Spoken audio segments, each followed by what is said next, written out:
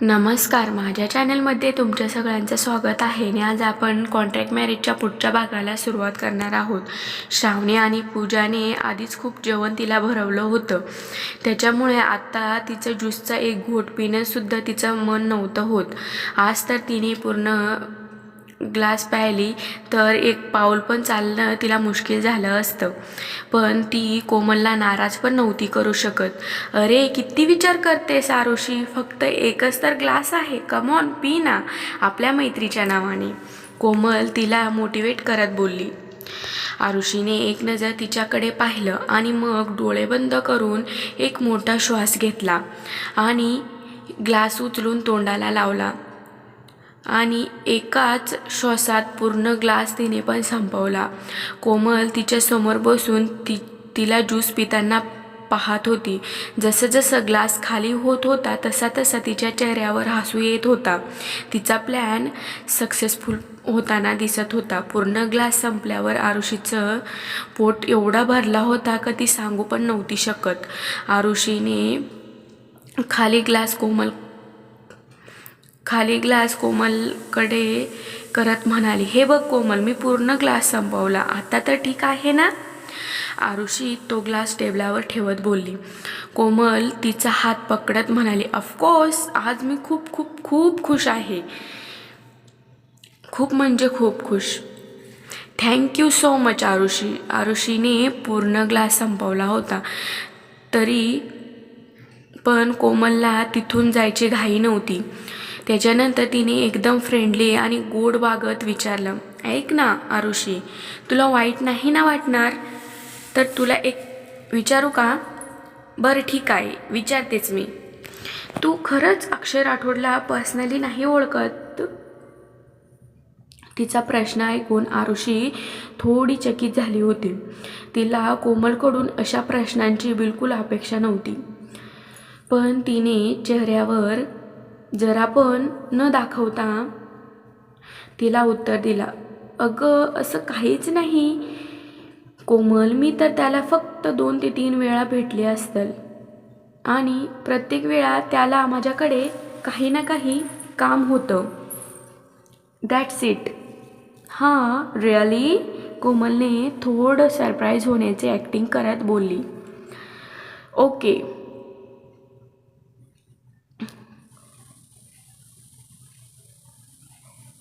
तिला आरुषीच्या बोलण्यावर रत्तीभर पण विश्वास नव्हता. पहिले तुला कॅन्टीनमध्ये भेटायला आला होता आणि मग तुला त्याने त्या फुटबॉलपासून वाचवलं आणि त्या दिवशी पूर्ण क्लाससमोर त्याने तुला त्याचा स्केच बनवण्यासाठी सिलेक्ट केले होते आणि त्याच्याबरोबर तुला एका रूममध्ये पण घेऊन गेला. हां, एवढे सगळे कोइन्सिडेन्स स्ट्रेंज. जर तुमच्यामध्ये काही चाललं असेल तर तू मला सांगू शकतेस, कोमल तिच्या डोळ्यात पाहत म्हणाली. आरुषीने पण तिच्या डोळ्यात पाहत पूर्ण कॉन्फिडन्समध्ये उत्तर दिलं, जर तुला माझ्यावर विश्वास नसेल ना तर तू स्वतः अक्षयलाच विचारून घे की तो तुला खोटं नाही बोलणार. राईट ना? अरे मी तुला असंच विचारत होती. ऑफकोर्स मला तुझ्यावर विश्वास आहे, कोमल लगेच बोलली. तसं पण तू कॉलेज हॉस्टेल सोडलेस, आज तर तुझ्याकडे राहण्यासाठी घर पण नाही. आजकाल तू राहतेस कुठे? कोमलने बोलणं गोल फिरवत विचारलं. तिला कन्फर्म करायचं होतं का ती आरुषी अक्षयसोबतच त्याच्या घरी राहते म्हणून. वेल, जरा पर्सनल प्रश्न आहे, माझे काही प्रायव्हेट इश्यू आहेत. आरुषीने शांततेत तिला उत्तर दिले. ओ आय एम सॉरी, मी जरा जास्तच पर्सनल झाले. ओके, काही नाही, आपण दुसरं काही बोलूया, कोमल हसत बोलली. पण आतमध्ये ती रागात पेटत होती. तिच्यात ज्वालामुखीचा उद्रेक उठत होता. आरुषीने तिचा एकही प्रश्नाचं खरं उत्तर नव्हता दिला. एवढं तर तिला पण समजलं होतं का आरुषीच्या तोंडातून एवढं सगळं काढणं खूप मुश्किल आहे. आता दोघी पण गप्प बसून आपल्या जवळच्या लोकांना एन्जॉय करताना पाहत होत्या. आरुषीने पूजा आणि श्रावणीकडे पाहिले तर त्या गाण्यात मग्न होत्या. गाण्यांबरोबर ते हलकं डान्स पण करत होत्या. त्यांना एन्जॉय करताना पाहून आरुषीच्या चेहऱ्यावर पण एक हसू आले होते. हे चुकीचं नव्हतं का? पूजा आणि श्रावणीला खूप इंटरेस्ट होता पार्टी करण्यात. खूप वेळ बसल्यावर आरुषीला जाणवू लागला का रूममध्ये खूप जास्त गरम व्हायला लागलं. तिचा गळा पण आता सुकायला लागला होता. ती बेचैन होऊन इकडे तिकडे पाहू लागली.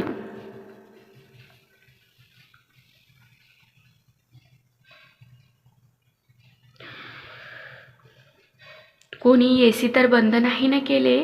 कोमल आरुषीच्या जवळ बिनफिकर होऊन बसली होती. पण खरं तर आरुषीच्या चेहऱ्यावरील एक एक्सप्रेशन पाहण्यासाठी ती नजर लावून बसली होती. तिची अशी हालत पाहून कोमलला तिचा प्लॅन सक्सेसफुल होताना दिसत होता. काय झालं आरुषी, तू परेशान वाटतेस? काही पाहिजे आहे का तुला? तिने तिच्या आवाजात काळजी आणि गोडवा मिक्स करत तिला विचारलं. मला अचानक खूप गरम व्हायला लागलंय. प्लीज एसी अजून थोडं जास्तच वाढव ना. मला एवढ्या गर्दीत राहायची सवय नाही ग. त्याच्यामुळेच हा प्रॉब्लेम झालाय, आरुषी बेचैन होत बोलली. तिला तिच्यामध्ये आग लागली असं जाणवत होतं. ओ डोंट वरी, मी लगेच एसी वाढवते. बोलत तिथून कोमल गेली. आरुषीला अशा हालतीत पाहून ती एवढी खुश झाली होती का तिला वाटत होतं का इथेच नाचावा म्हणून. जाताना तिने परत आरुषीकडे पाहिलं आणि परत तिला राग यायला लागला होता. खूप शौक आहे ना तुला गुप्तपणे दुसऱ्यांच्या बॉयफ्रेंडवर डोळे टाकायचा? आता मी तुला दाखवणार ओपनली तुझ्यासोबत काय काय होतं ते. तुला गरम होतंय ना आरुषी? तुला डोंट वरी, अजून पण खूप काही व्हायचं बाकी आहे. तिने रागात एसी अजूनच कमी करून दिला आणि परत आरुषीच्या जवळ जाऊन बसली. आत्ता कसं वाटतंय? आरुषीला काहीच फरक नव्हता जाणवत. तिला एवढं गरम होत होतं का असं वाटत होतं की सगळेच्या सगळे कपडे काढून फेकून द्यावा म्हणून. पण तरी पण तिने होकारार्थी मान डोलावत म्हणाली, लिटिल बेटर नाव. मला पण हेच वाटतंय का इथे खूप जास्त गर्दी आहे म्हणूनच तुला गरम होतंय?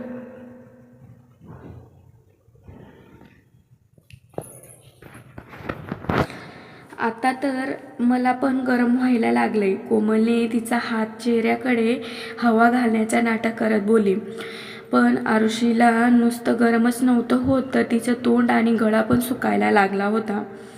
असं वाटत होतं की जसं तिने खूप दिवसांपासून पाणीच नाही पिलं. तिच्या शरीरात आगीच्या ज्वाला उमळत होत्या. तिला समजतच नव्हतं का तिच्यासोबत नक्की काय होतंय. ते परेशानमध्ये तिची नजर टेबलावर पडलेल्या ज्यूसच्या ग्लासवर पडली. तेव्हा तिच्या लक्षात आलं ज्यूस पिल्यानंतरच हे सगळं व्हायला लागलं. त्याच्या आधी ती सगळं काही व्यवस्थित होती. तर मग ह्या ज्यूसमध्येच कोमल, आर यू शुअर का ह्या वेटरने मला फक्त ज्यूसच दिला होता ना? आय मीन ह्या ज्यूसमध्ये काही वेगळं तर नव्हतं ना? आरुषीने परेशान होत कोमलकडे पाहून विचारलं. आरुषीचं बोलणे ऐकून कोमलच्या चेहऱ्यावर काही वेळासाठी तिचा चेहराच पांढरा पडला होता. तिला वाटलं नव्हतं का आरुषी एवढ्या लवकर समजून जाईल म्हणून. पण लगेच तिने स्वतःला सावरले आणि डोळ्यात पाणी आणत बोलली, तुला म्हणायचं काय आहे आरुषी? मी तुझ्या ज्यूसमध्ये काही मिळवेल? पण मी तुला ह्या गोष्टीसाठी दोष नाही देणार. खरं म्हणजे मी सतत तुझ्याशी वाईट वागत आले म्हणून तुझ्या डोक्यात हा विचार आलाय. मला समजलं तू मला कधीच माफ नाही करणार. आरुषीला वाटलं मी बिनकामाचं कोमलवर आरोप करते. नाही, आणि ती असं माझ्याशी का वागेल? नाही, मला तसं नव्हतं म्हणायचं. मी वॉशरूममधून आले. तिला वाटलं जर कधी थंड पाण्याने चेहरा धुतला तर ठीक होईल. आरुषीचं बोलणे ऐकून कोमलची भीती थोडी कमी झाली. तिला वाटलं होतं का आता कोमलने तिची चोरी पकडली.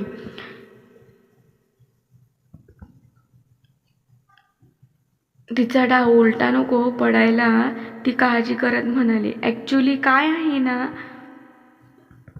येथील वॉशरूममध्ये काही काम चालू आहे. त्याच्यासाठी तुला सध्या बाहेरच्या वॉशरूममध्ये जायला लागेल. जर तुला वाटत असेल तर मी स्वतः तुला तिथे घेऊन जाते. आरुषी पहिल्यांदा 5 स्टार हॉटेलमध्ये आली होती. येथील लाइटिंग, गर्दी, हॉटेलचं डेकोरेशन पाहून तिचे डोळे उघडेच्या उघडे राहिले होते. या गर्दीत तिला वॉशरूम शोधायचं म्हणजे तिच्यासाठी एक मोठा टास्कच होता. सो तिला कोमलचं बरोबर वाटलं होतं. ओके, ठीक आहे, बोलत आरुषी गपचूप तिच्या मागे जाऊ लागली. खरं तर तिला इरिटेशन होत होतं. कोमल एवढी हळू का चालते? तिला तर पळत जाऊन वॉशरूममध्ये जायचं होतं. तिचं डोकं जड पडला होता आणि हलकं विकनेस पण वाटत होता. पण कसं तरी स्वतःला शांत करत ती कोमलसोबत चालत होती. वॉशरूम जवळ जाताच वेळ न घालवता आतमध्ये जाऊन आधी नळ चालू केले. हातात पाणी घेऊन चेहऱ्यावर मारू लागली. असं करून तिला बरं वाटलं होतं. पण काहीच वेळात पहिल्यापेक्षा जास्तच गरम व्हायला लागलं होतं. तिने सिंकजवळ असलेल्या आरशात पाहिले.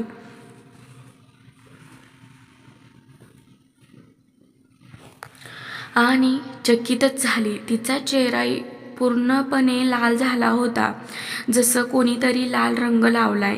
तिने गजबजून चेहऱ्याला हात लावला. तिचे होठ खूप सुकले होते, पण त्याचा रंग पण चेहऱ्यासारखा लाल झाला होता. तिचे डोळे झाकायला लागले होते. हे सगळे पाहून घाबरून तिला चक्कर आला. पडल्यापासून वाचण्यासाठी तिने स्वतःला भिंतीला टेकवले. तिची हालत पाहून कोमलने आश्चर्यचकित होण्याचं नाटक केले. आरुषी, तू ठीक तर आहेस ना? मला तुझी तब्येत ठीक नाही वाटत आहे. तुला वाटत असेल तर तुला रेस्ट करण्यासाठी तुला मी एखाद्या शांत जागेवर घेऊन जाते. आरुषीने तिला पाहिले आणि बोलली. नाही, मी ठीक आहे. तू जा, पार्टी एन्जॉय कर. मी फक्त काही वेळा इथे एकटं राहायचं म्हणते. कोमलनं काहीतरी बोलण्याचा प्रयत्न केला, पण आरुषी तिला इग्नोर करत परत चेहऱ्यावर पाणी मारू लागली. Okay, I am going. माझी गरज वाटली तर मला बोलाव हां, बोलत कोमल तिला तिथेच सोडून बाहेर निघून आली. बारच्या दरवाजात जवळ उभं राहून कोमलने इकडे तिकडे पाहिलं आणि आचलला फोन लावला.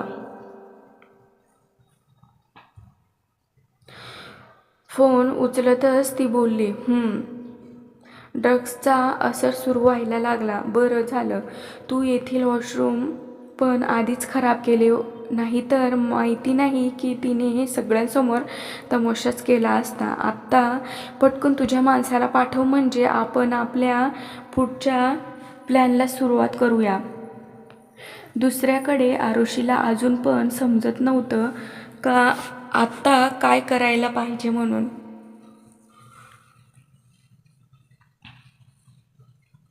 याच्या आधी तिच्यासोबत असं कधीच नव्हतं झालं. तिला आता कसं तरी व्हायला लागलं होतं. तिला आत्ता काहीतरी पाहिजे होतं ज्याच्याने तिला बरं वाटलं असतं. पण काय हे तिला समजत नव्हतं. आरुषीला वाटत होतं का आता स्वतःच्याच बॉडीवर तिला कंट्रोल नव्हता राहिला, ज्याच्याने तिची बॉडी रिॲक्ट करायला लागली होती. तिची भीती आणखीन वाढली होती. तिने परत एक वेळा आरशात पाहिले तर चेहऱ्यासोबत तिचे डोळे पण लाल व्हायला लागले होते.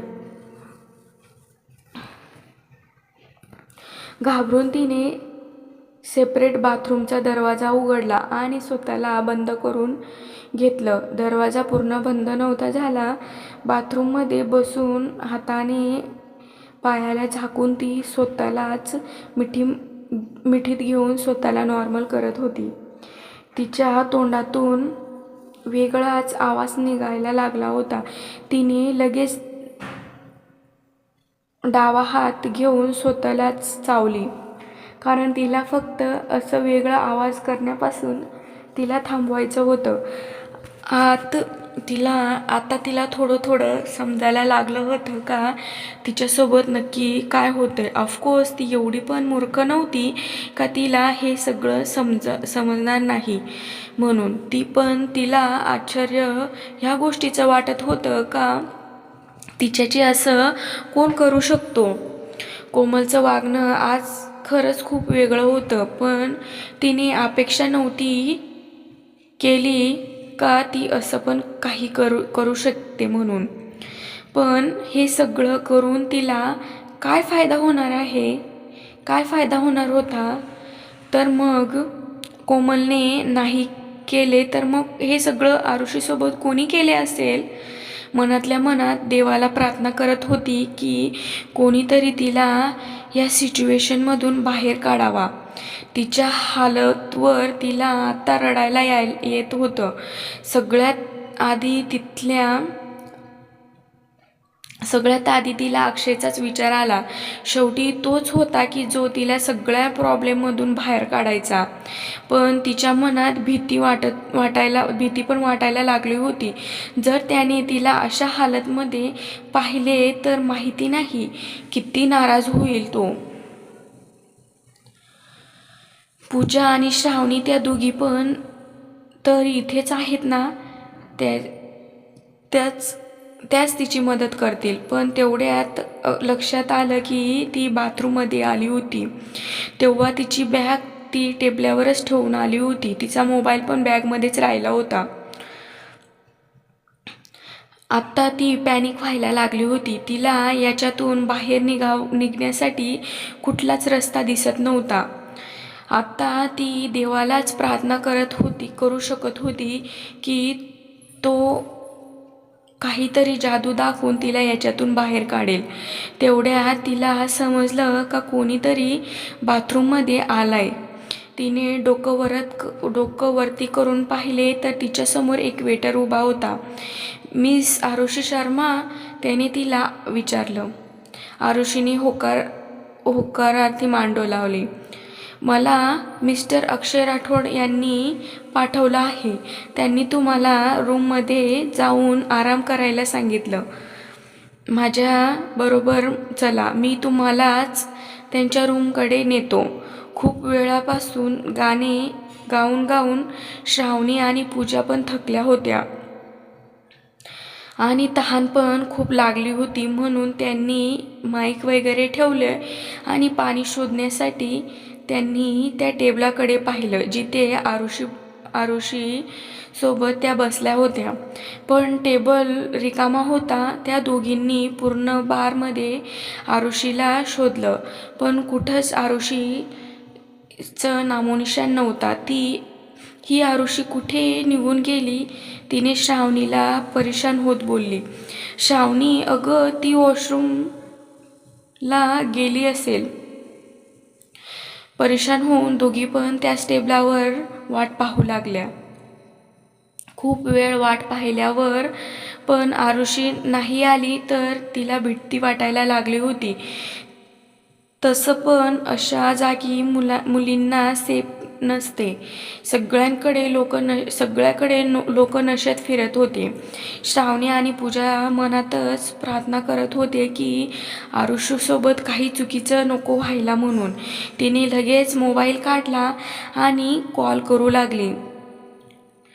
व्हायब्रेटच्या आवाजाने चकित होऊन टेबलाकडे पाहिलं तर तिचा मोबाईल आणि तिची बॅग त्या टेबलावरच होते. अरे देवा, ही मुलगी तर तिचा मोबाईल पण नाही घेऊन गेली आणि नाही हिने काही सांगितलं. हा पाठ तुम्हाला कसा वाटला कमेंट करून नक्की सांगा आणि माझ्या चॅनलला सबस्क्राईब नक्की करा. लाईक करा, शेअर करा, कॉमेंट करा. थँक्यू, धन्यवाद.